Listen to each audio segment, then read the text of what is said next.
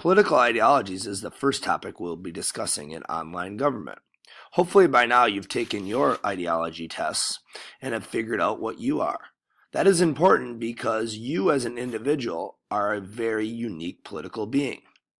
The problem we have in the United States is that we like to label people. We like to put them in a political party or give them a label that we think best fits them. However, the problem we have is each of you has unique thoughts and ideas about specific political issues. These are very different from other people, right? At no point will you find another person that agrees with everything you actually say. But in the United States, we force you to do this because we have a two-party system. We'll be discussing this in Unit 2, the two-party system.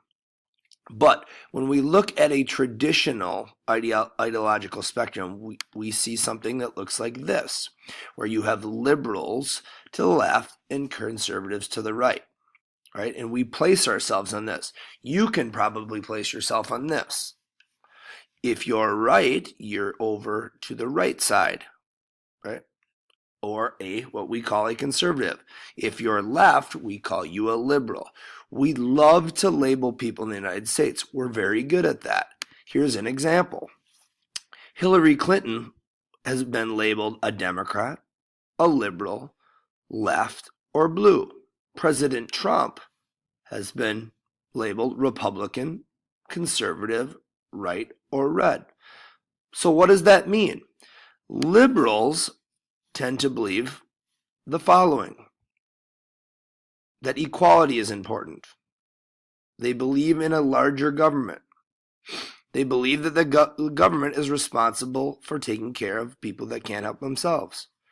They believe that change can be good. Intolerance of alternative lifestyles. Conservatives, on the other hand, believe the priority of the government should be social order. They believe that less government is better. They believe it's not the government's responsibility to take care of those less fortunate. It's the role of families and churches and charities. They believe change should be slow and well thought out. And they believe in traditional family values. Now, do any of these fully agree with what you have? For most people, that's not the case. They are more complex than that, right? However, we like to put them on this simplistic political spectrum, right?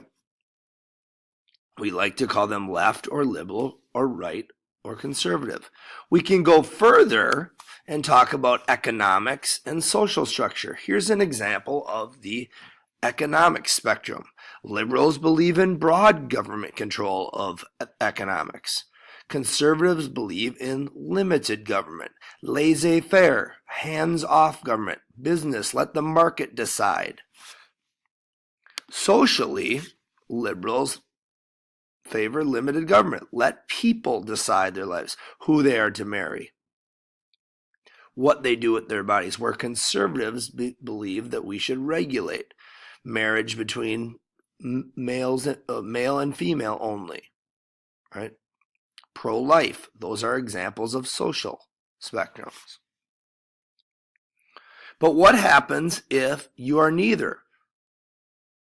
Well, fortunately, we have other ideologies, things like moderate, totalitarian, and libertarian. Okay? You are going to be defining these in your next assignment because we need to open up the possibilities for other ideologies. Now, if you're a moderate, right, you tend to take middle positions, okay? Or you take positions from both sides. Totalitarians tend to prefer total government control, and libertarians like personal choice, with government staying out of their business. Let me give you a case study of my friend Ryan.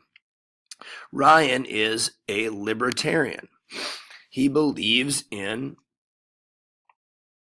social programs that are very liberal, but he is fiscally conservative. So Ryan, my friend,